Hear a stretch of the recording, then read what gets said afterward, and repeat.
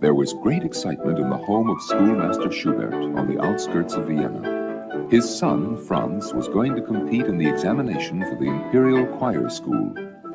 Franz was a shy little fellow, small for his age, who peered out at the world through thick eyeglasses.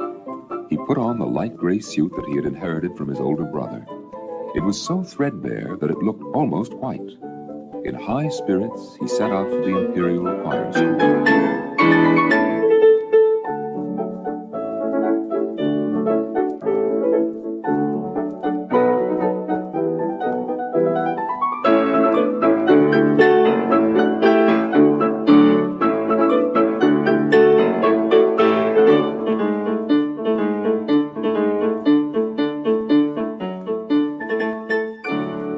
Franz made his way into a large room filled with boys who were waiting to be examined.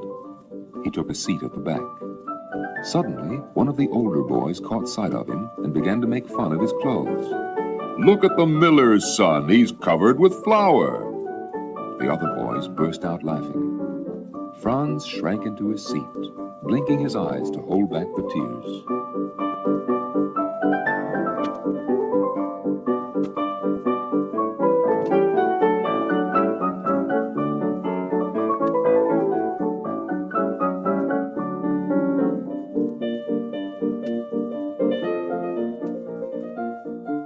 Finally, it was his turn to be examined. As soon as he approached the piano, Franz's shyness disappeared. He played and sang with such assurance, it was obvious to all that he was the best musician in the room. At the end of the competition, one of the judges announced, "Franz Schubert has been chosen to enter the Imperial Choir School." The boys who had made fun of him before now came up to him with their congratulations. Franz was much too happy to bear them any ill will.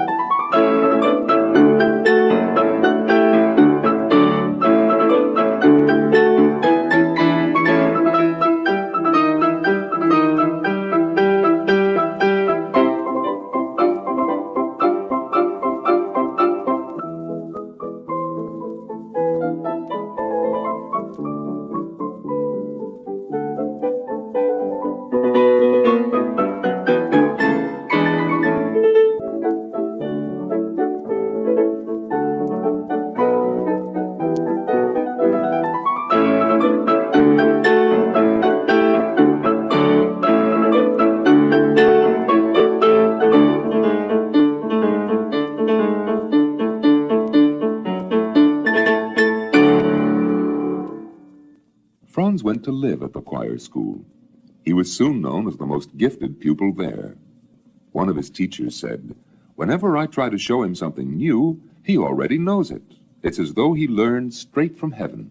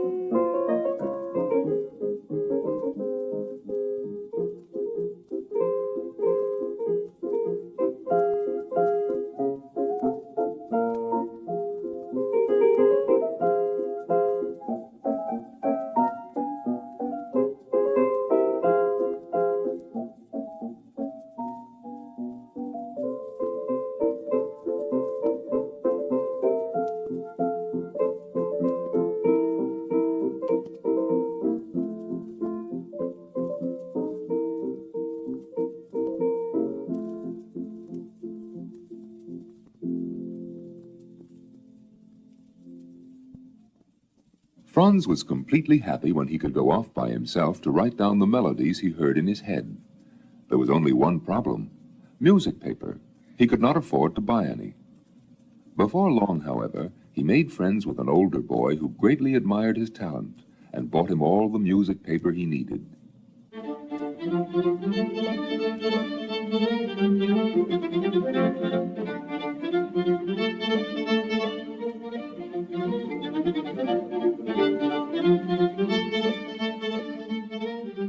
On Sundays, the boys of the choir school were allowed to visit their families.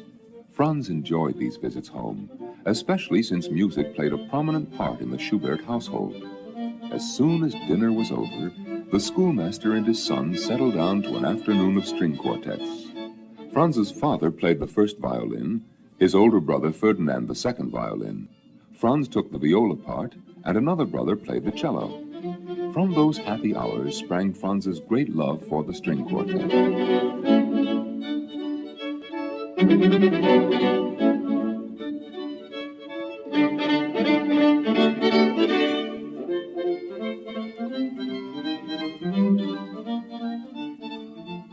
Schoolmaster Schubert was a practical man. Although he enjoyed music as a recreation, he was firmly opposed to it as a profession. Musicians, he said, had a hard time earning a living. He wanted Franz to follow in his footsteps. When Franz was 16, he gave in to his father's wishes. He left the Imperial Choir School and began to teach the younger children in his father's schoolhouse.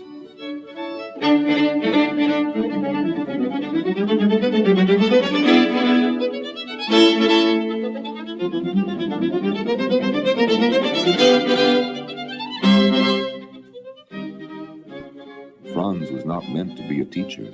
He was of a dreamy, impractical nature, and he was unable to keep order in a room full of unruly youngsters. He hated teaching. The moment school was over, he withdrew to his little room in the attic. There he found refuge in reading the verses of the new Romantic poets, especially the German poet Goethe. As he read a poem, almost miraculously he thought of a melody to go with it. This gift was destined to make him the greatest songwriter that ever lived. Some of his most beautiful songs took him only a few hours to write down. Once there was a lovely rose growing in the heather. Came a boy and saw her there. He approached and found her there, watched with joy and pleasure. Little rose so young and fair, rose upon the heather.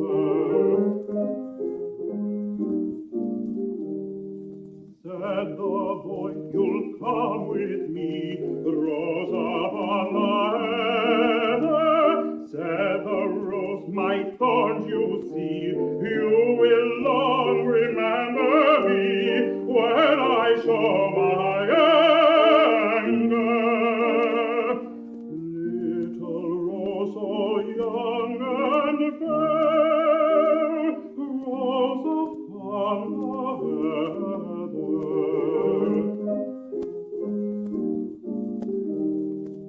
Savagely he plucked the rose upon the heather.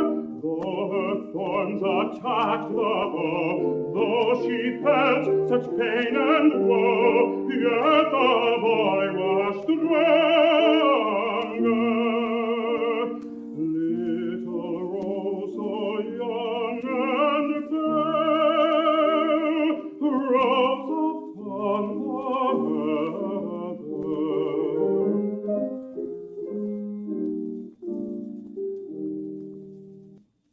Franz's lovable nature won him the loyalty of a number of friends.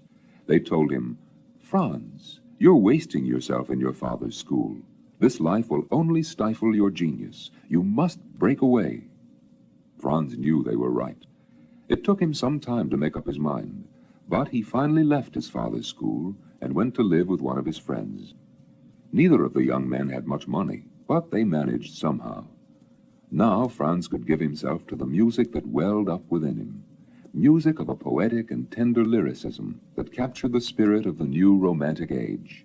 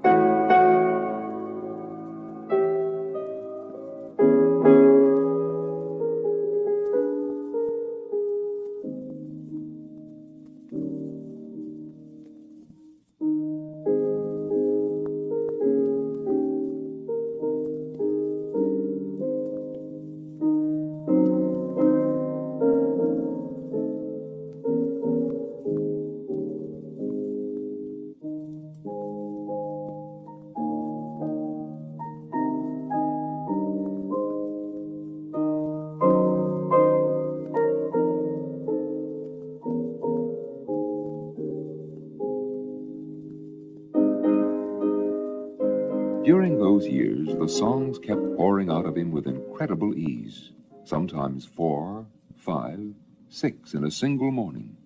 One of the loveliest among them, Who is Sylvia, was inspired by Shakespeare's lines in The Two Gentlemen of Verona.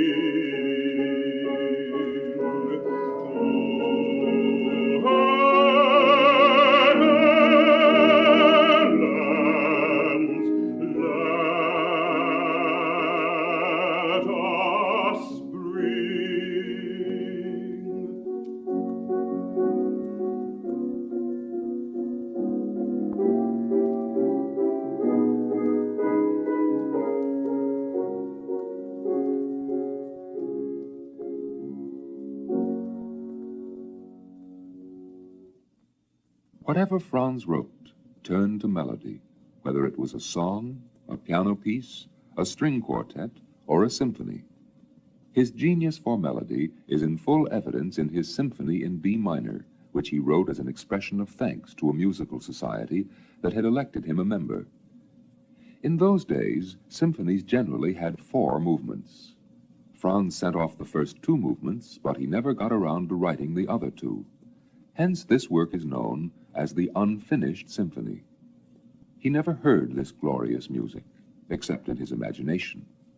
The manuscript lay gathering dust for years and was discovered only after his death. The opening theme, in the nature of an introduction, is a mysterious melody played pianissimo by cellos and double basses.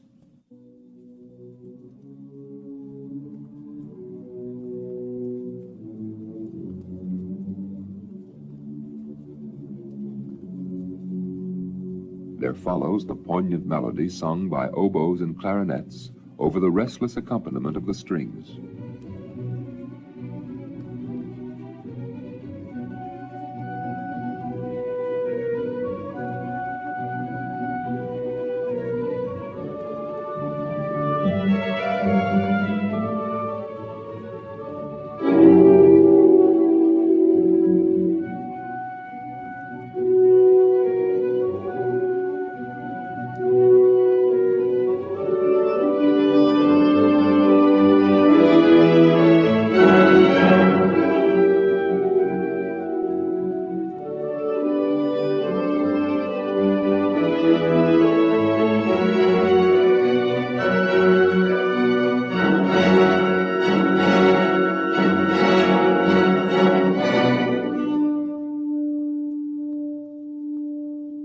is the great lyric theme of the cellos.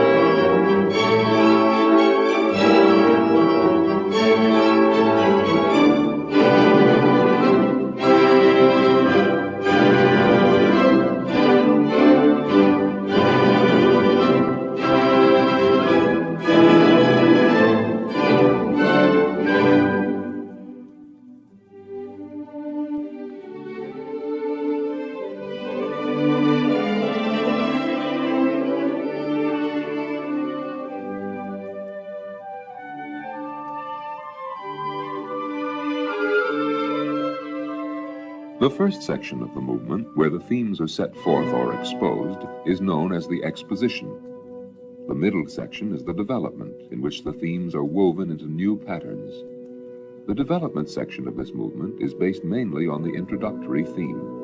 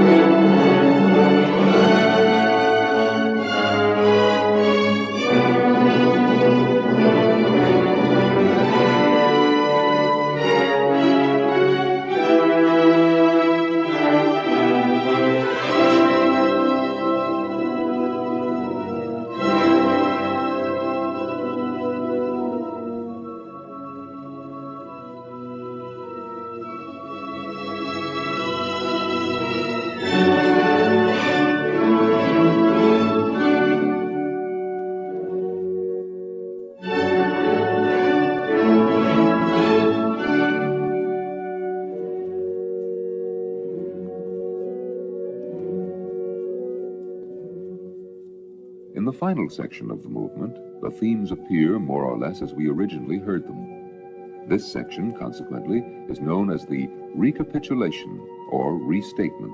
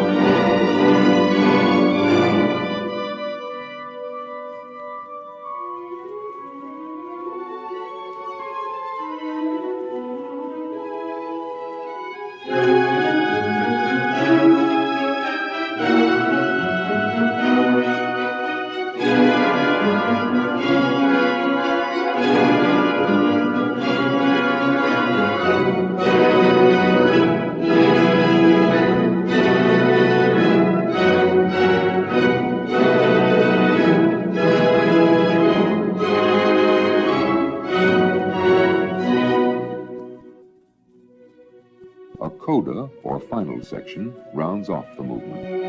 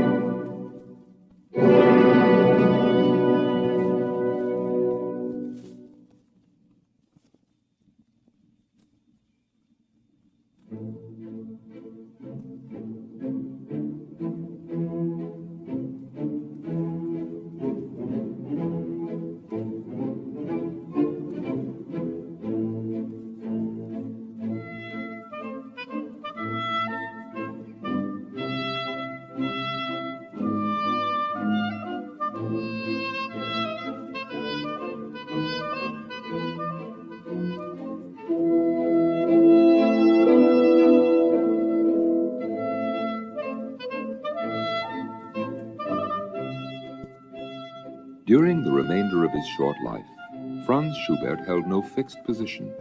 He lived with one or another of his loyal friends, young artists like himself, painters, poets, musicians. Most of them were just as poor as he was. When they got hold of some money, they shared it and had wonderful times together. Then came lean days when they could barely keep body and soul together. Schubert's friends loved his music. Their appreciation consoled him for the indifference of the world, which paid no attention either to him or his compositions.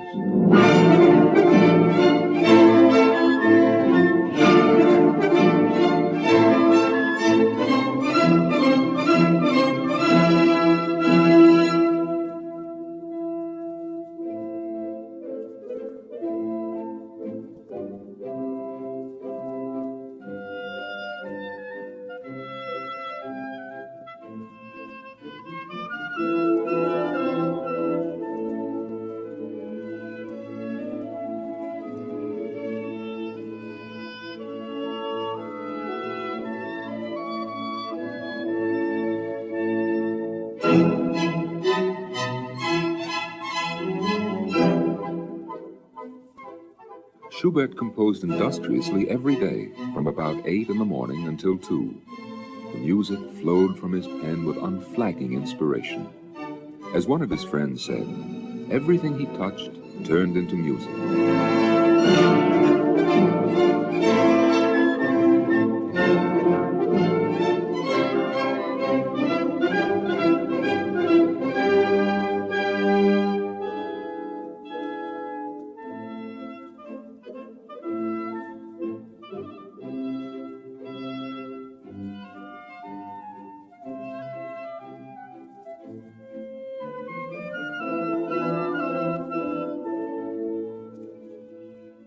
After his work was done, he would go walking with his friends in the woods around Vienna.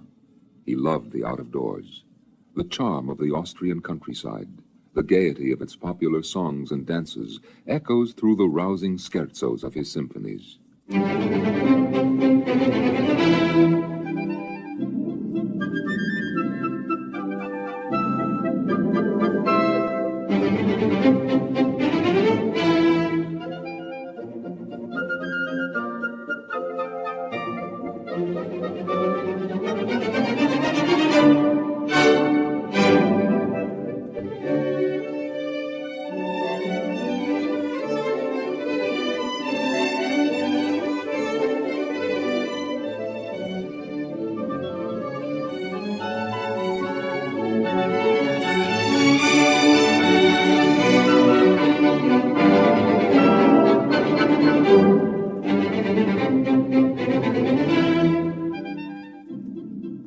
One summer, Schubert served as music master in the household of a wealthy nobleman, Count Esterhazy. He accompanied the Count and his family to their castle in Hungary. Schubert remembered the folk music he heard there and composed several pieces in the Hungarian style. One of these is a movement in the Trout Quintet, which he wrote for piano and 4 stringed instruments, violin, viola, cello, and double bass.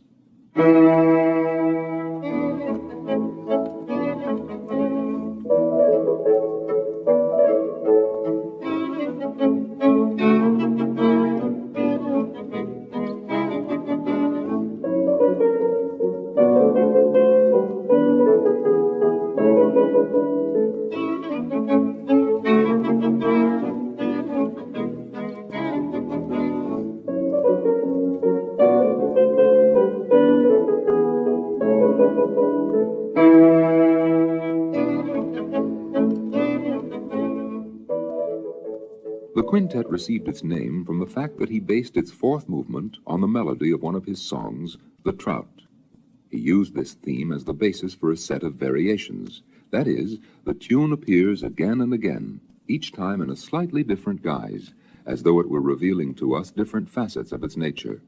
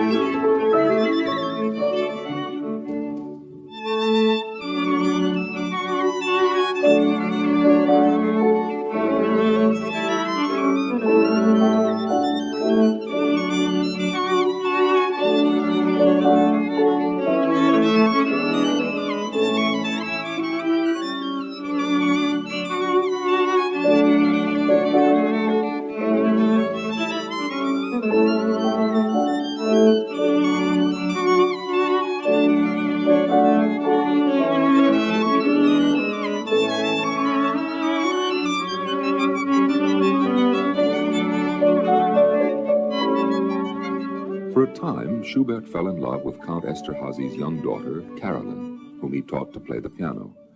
But he knew that nothing could ever come of it. There was too great a distance between a penniless musician and the daughter of an aristocrat. One day, Caroline said to him, "Franz, why don't you dedicate one of your pieces to me?" The young man blushed and replied softly, "Don't you know that all my music is dedicated to you?"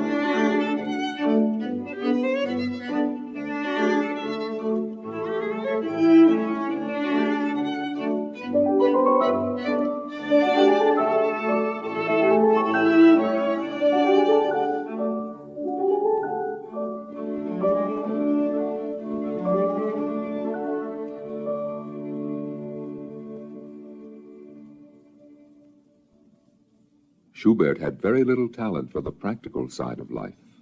He was not able to stand up to the world.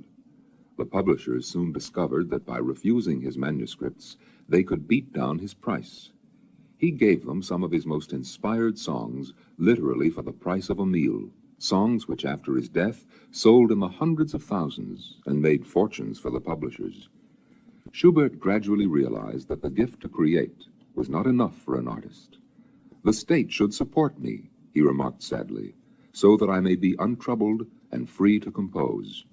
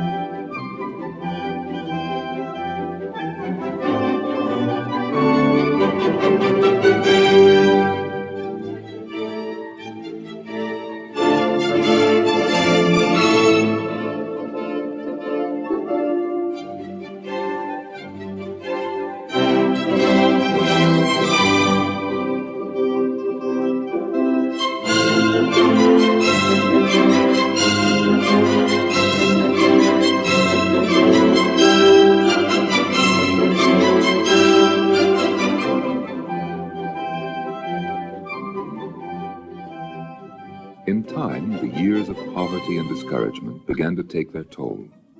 The high hopes with which he had set out on his career gradually turned to despair. "No one feels another's grief," he wrote. "No one understands another's joy. People imagine that they can reach one another. In reality, they only pass each other by." There were still moments when he thought that he might make his way in the world. But more and more often he was in the grip of dark despair. "Every night when I go to bed," he wrote, "I hope that I may never wake again, and every morning renews my grief." Yet his grief was one of the sources of his art. In this he was truly a romantic artist. "When I wished to sing of love," he declared, "it turned to sorrow, and when I wished to sing of sorrow, it was transformed for me into love."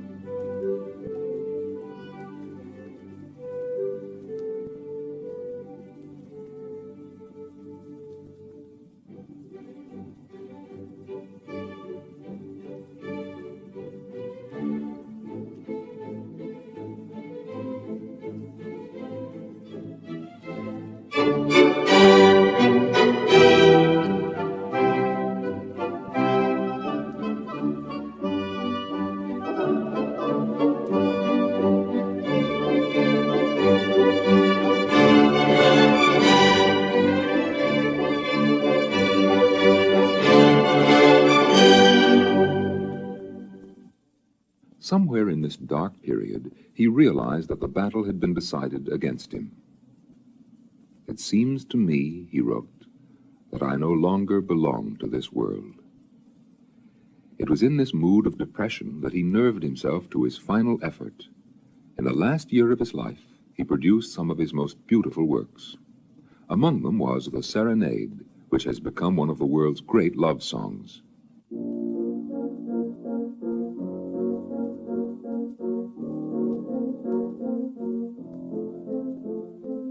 Let my songs implore you gently through the silent night.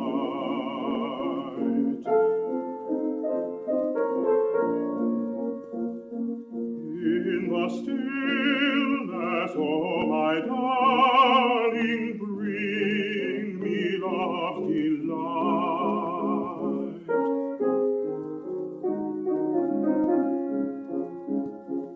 Hear the willows murmur softly in the silvery light, in the silvery light.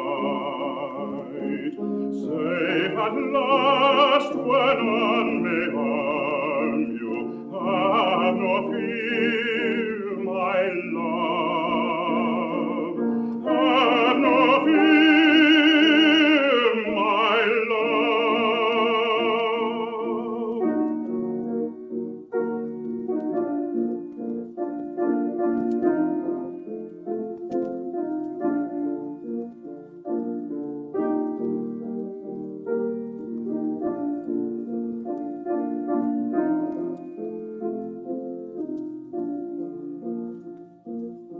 Hear the birds who call you gently, ah, they plead for me.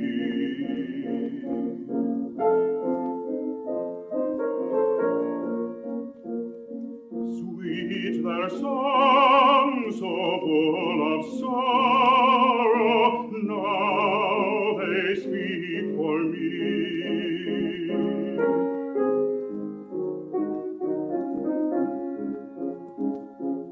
They must know a lover's longing, know the pain of love, know the pain of love. They can touch a heart that listens with a plaintive tones, with a plaintive tones. Let the tender voices move you, let them touch your heart. Ah, my darling, I await you.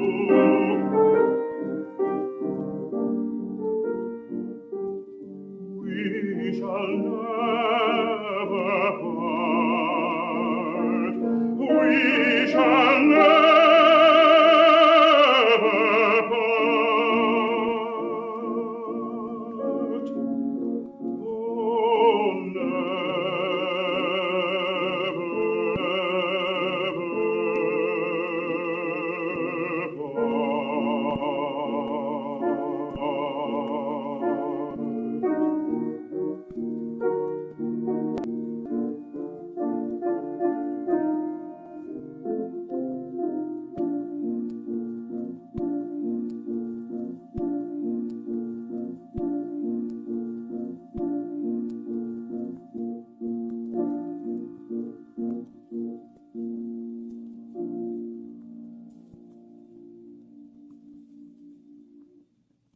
In this final year, he also produced the magnificent Symphony in C major.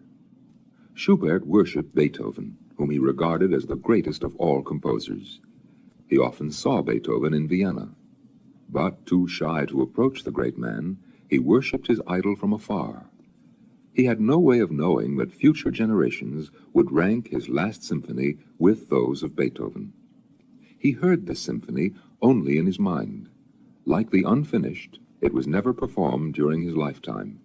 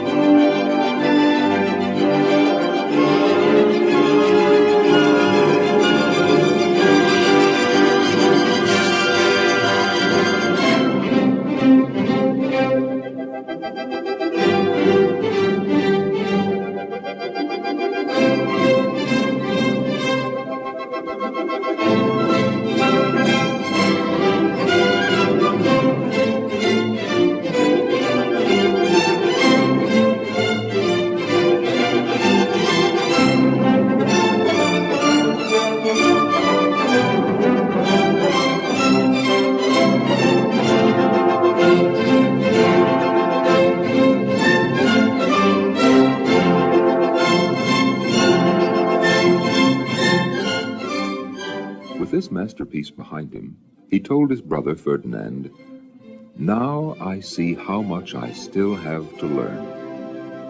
But his time had run out. His health undermined by years of poverty and improper care, he fell mortally ill. His last wish was to be buried near Beethoven. He was 31 when he died, an age when other artists have barely reached their maturity. Yet he stands among the masters. He left no possessions outside a pile of old music that was considered to be worth 10 florins, about $8. Yet this old pile contained his unpublished manuscripts, a treasure beyond price. For in them, Franz Schubert bequeathed to the world the gift of divine melody, the gift of immortal song.